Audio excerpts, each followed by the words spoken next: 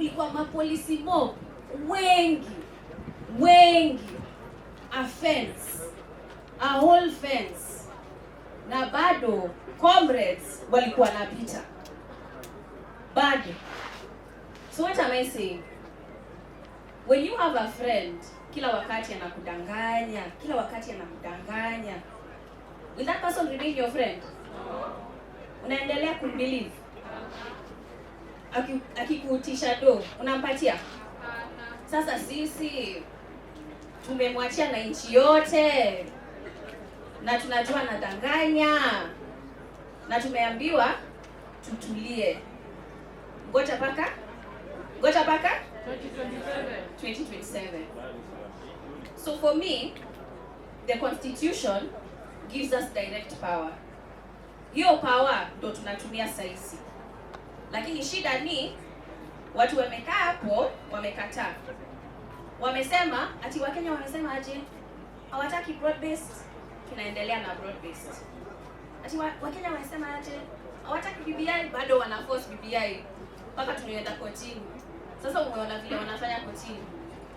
We cannot lose our rights to speak.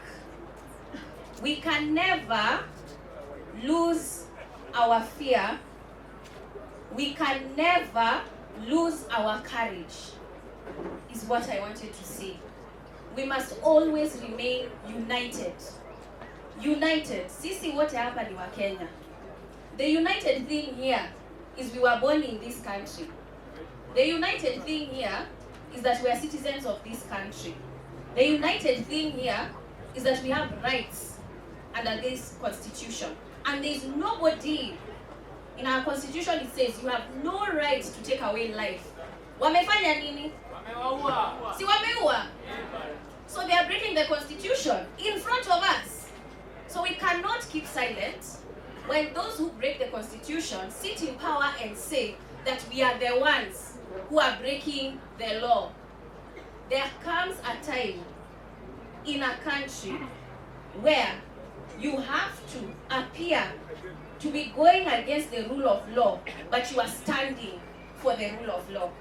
And these people here are the ones who are doing that every day. May we never forget that.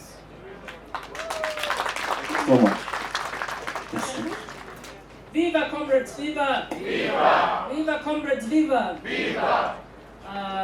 Happy, I know that the word comrades began when I was in university. And now I'm neither millennial nor Gen Z. I'm the mother of millennials and Gen Z. Now the country is going in the wrong direction. Not going.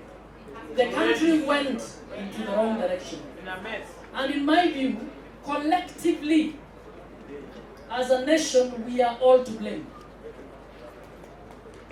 We have a good constitution, negotiated. If it was implemented to the letter, I think we would be moving in the right direction. We have elected to implement what we think suits us, not implement what we think suits us. And as we do so, the people will be given the authority to implement the constitution and the laws. As they break these, they always get a good portion of the citizens who cheer them on. That's why I'm saying it's a collective problem, isn't it? Now we need to know government is driven by politics. So June last year, for me, was an awakening moment for our youth who have always felt, many of whom have always felt, politics is for other chaps and we get on with our lives. We don't do anything about politics because politics ni ya wazee. But I was happy to see that young people, including some in my house, who thought politics and elections are for old people, to that will make the decisions that will drive away the correct education system. It is the politicians who make a decision that will mess the health sector. So we need to understand, even as we get into politics, that we need to elect people who can make good decisions on behalf of millions. We have had successive governments where we are fixated with the individual rather than the people.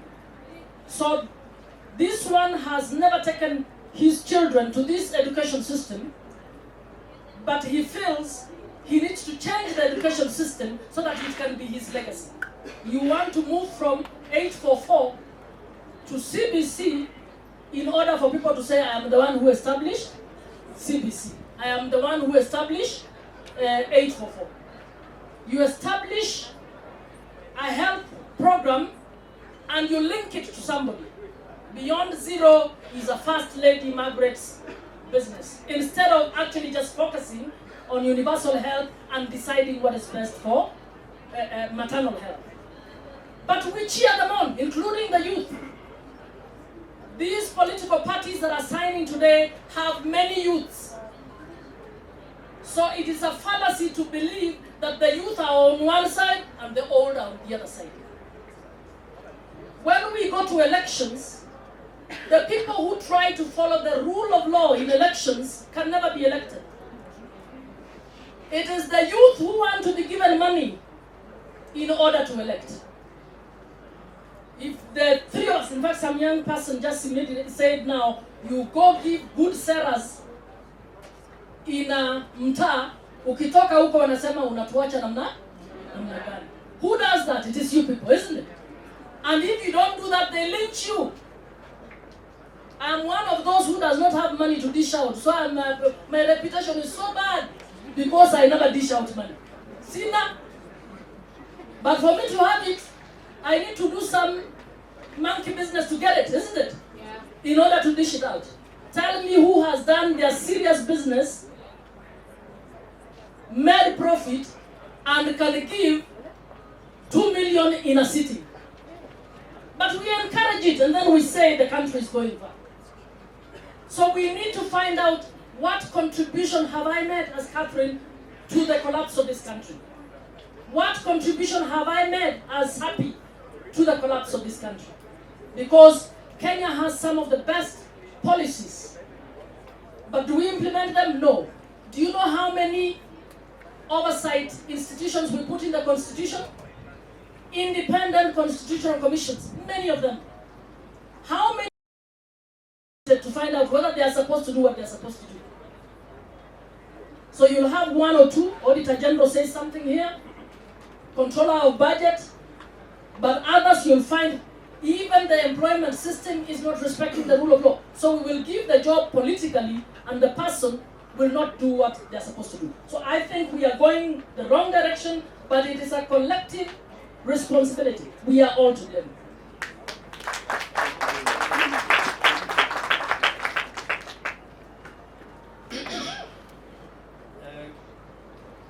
Good afternoon. Well, I'm very happy to be in this congregation. At least the people who are about to die are in the minority. If natural attrition has to take its course, usually I'm in congregations where the majority are just about to die. So the things they do are not about being on earth, they're about not being on this side of the grave. But I want to tell you one thing. I'm a person who is happy that this country has a population of people right from the beginning. The young people of this country have always demanded change. When you take Mekatilili Wamenza, the Giriama lady, she was a young person. That's why she was able to walk from Kisii without a compass, without a road, back to the coast after the colonialists had thrown her there. Harry Tukus, all those people here in our history were young people, and it's always upon each generation of young people to push for change. And that's why in the book of Joel, it's written, I'll pour out my spirit on all flesh. Your sons and your daughters shall prophesy. Your old men shall dream dreams. And your young men shall see visions.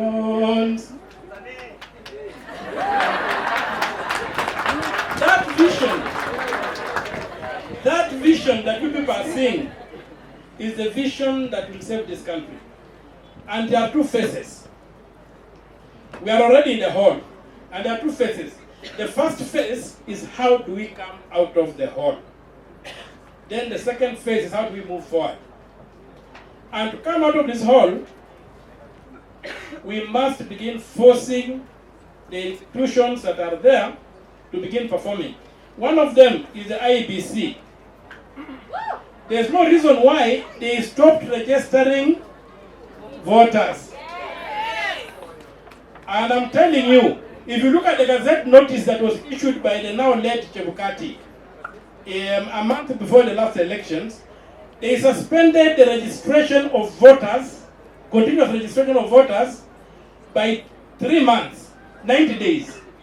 Those months expired in September 2022. But since then,